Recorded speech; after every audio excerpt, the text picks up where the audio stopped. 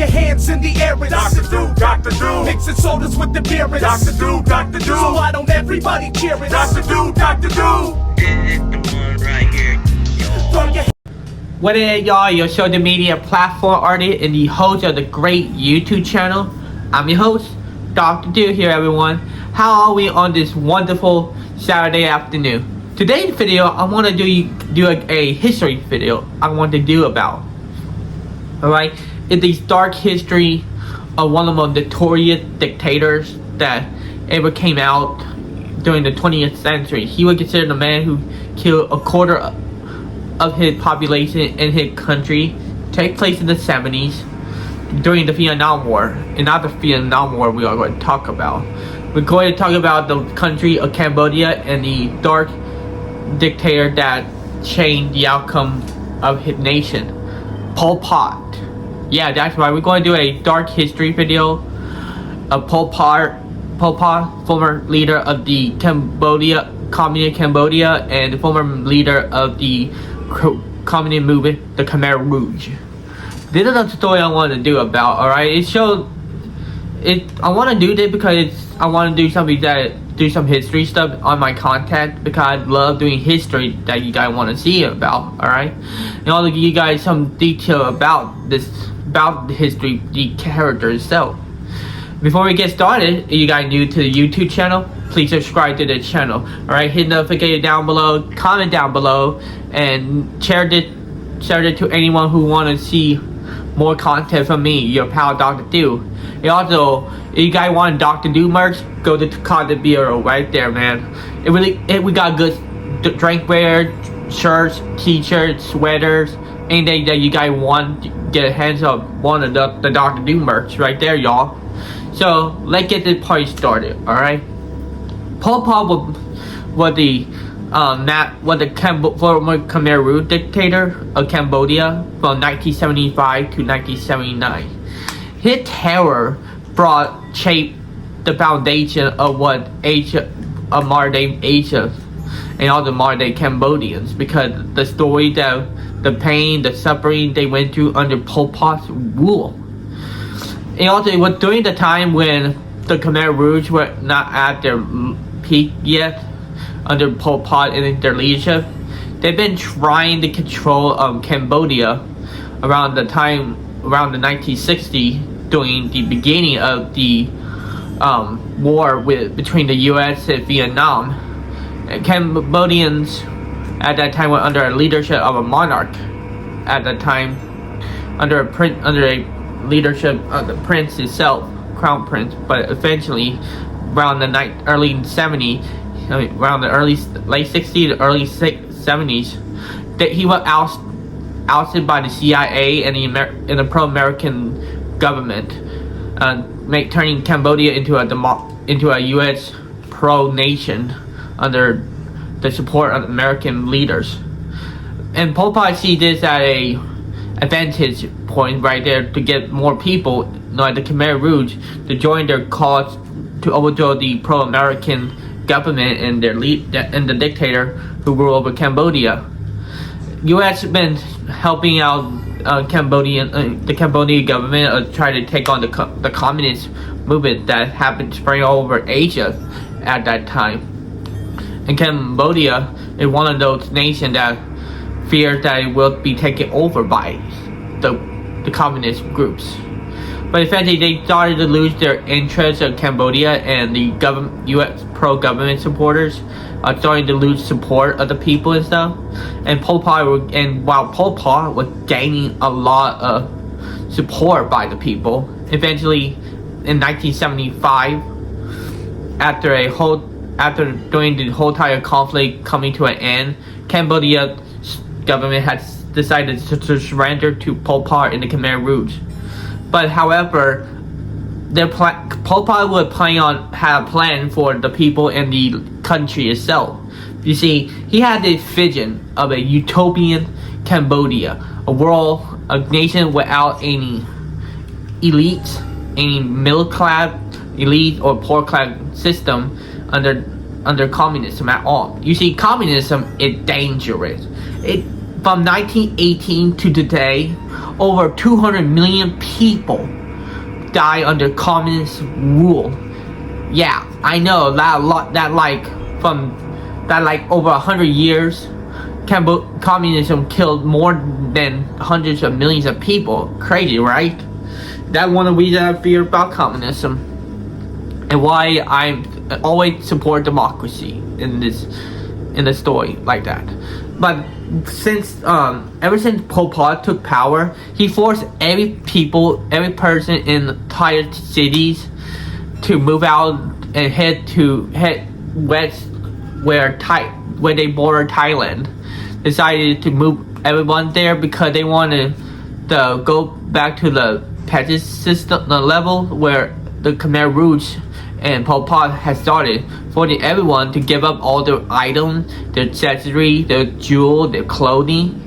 And also abolishing anything that from Western ideology, anything that for religion, currency, or anything that not apply in Cambodia.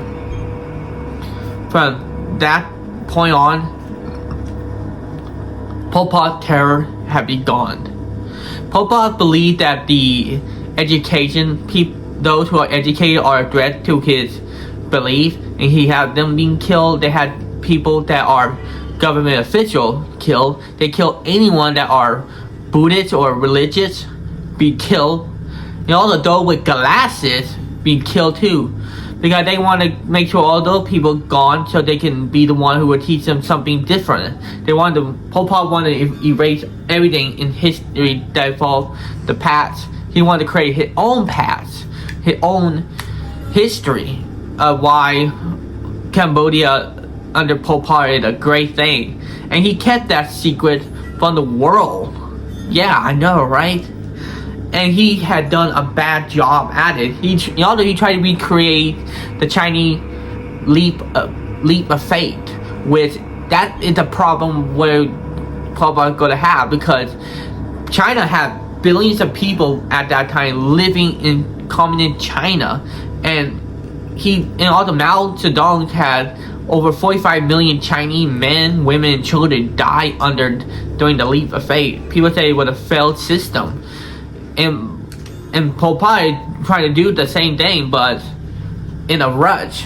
And also the problem is for Pol Pot, but they don't have the same amount they don't have the population like China does. Because at that time they had over like 8 to 10 million people living in Cambodia at that time. So that was another problem with Pol Pot. And also his paranoia of people that might overthrow him, because he believes that he is a greatest communist leader to ever come out, to ever build a perfect communist system. With another problem for some officials who work with Pol Pot, saying that his plan would have never been a good idea, never been a straightforward ideal. It also became more difficult for both the officials and the people. They started to have a lot of difficulty of getting food, medicine, and all that in Cambodia. But however, they were all been taken away from the Khmer Rouge to be their men and their soldiers mostly. Only their officials as well. They say, you eat this, you are against Cambodia. They were like that. The Khmer Rouge official who in charge of those villages, they be like that, alright? They had started a drought under his reign. There were like a lot of drought that happened to them without any proper soil or food for growing. It killed off a lot of livestock and a lot of people in that. Starving them, infecting them, anything that causing people to die under Pol Pot regime. It's tragic how Pol Pot had no remorse for these people at all. He doesn't have no remorse for his own civilian, those people, anything. As long as we build a perfect communist system in Cambodia, everything will be in the past. But it's not working out at all. Even their education system, it even worse, teaching children about firing, shooting anyone, and fighting under Pol Pot regime. They starting to have problem in the military system because they have been having difficulties of knowing who is who is a supporter and who is not a supporter. It doesn't matter to them as long that they doing this in the name of Pol Pot. So eventually the Pol Pot regime had finally came to an end between 1978 to 79 because they've been having a territorial border dispute with another communist lead group known as the Vietnamese army, because they've been having skirmish battle with the Khmer Rouge because they believe that some of these land belong to Cambodia, and Pol Pot, despite being a supporter of China, he hate minority groups like the Muslim minority, the Chinese minority, even the Vietnamese minority.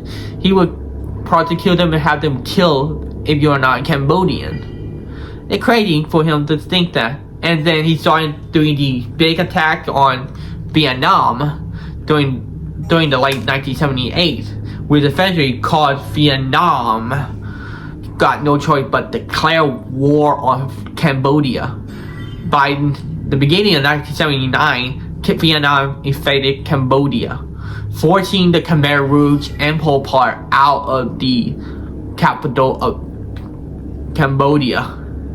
It was crazy, like and within 1 month, Pol Pot and forces were devastated and defeated because they were not even trained enough to fight army like Vietnam at all. They never expect Vietnam to invade Cambodia. No one expect that. Even China and Soviet Union, but they're both communist nations. But you gotta look at it this way: China had backing. China backed Cambodia and Vietnam backed by Soviet, because Soviet and China had two different ideas for communism at that time, because they were both enemies with each other and they both don't like how their idea and their ideals are very different. So Vietnam invaded Cambodia, forced Pol Pot and the Khmer Rouge out there, and liberated the capital of Cambodia once and for all.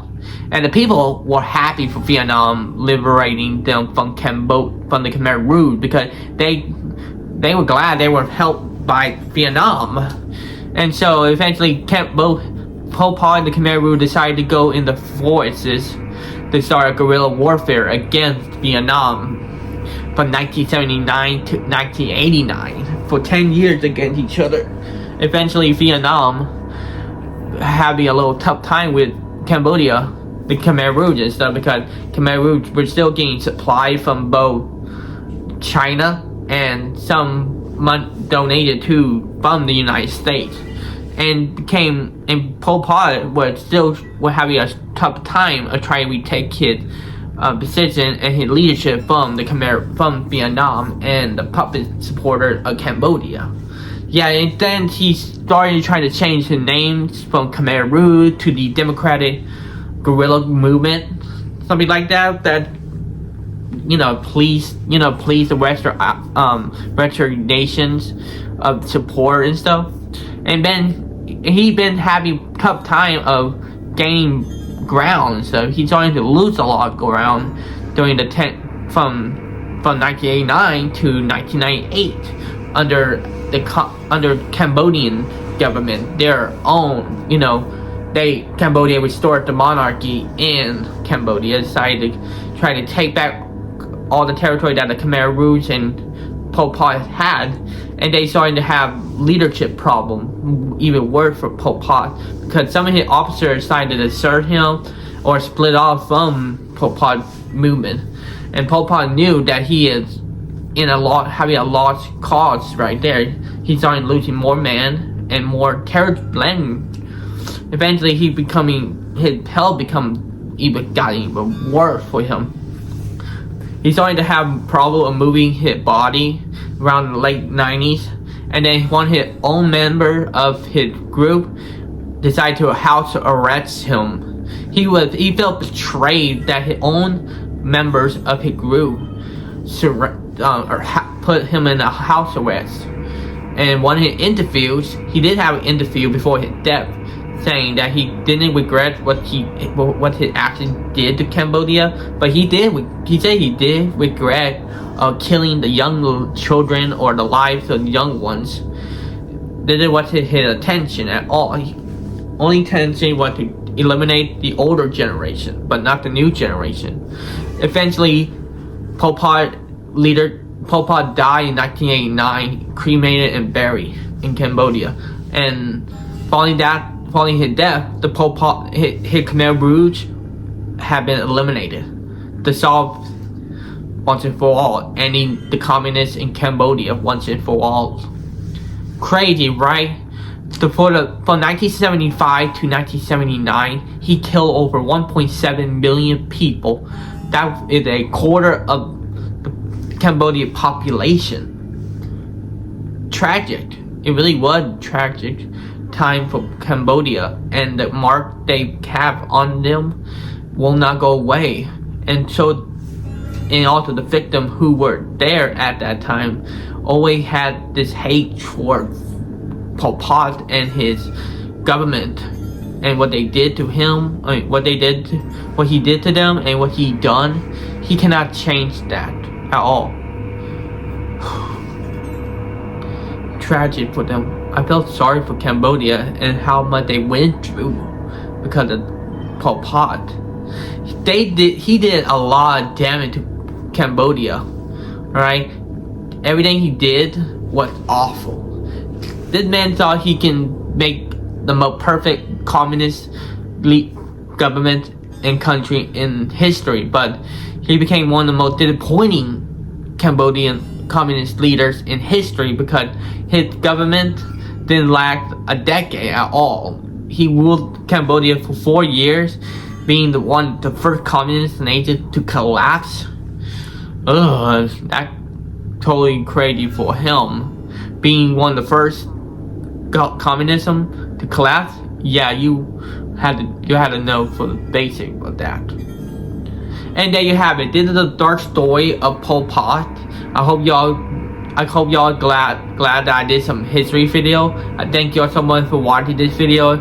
Please see me again next time. I hope y'all have a wonderful day. Please subscribe to the channel. Hit notification down below. Comment down below. See guys what you think of my history expertise right there. I hope y'all have a wonderful day. I see you guys next time. Alright y'all. Peace out.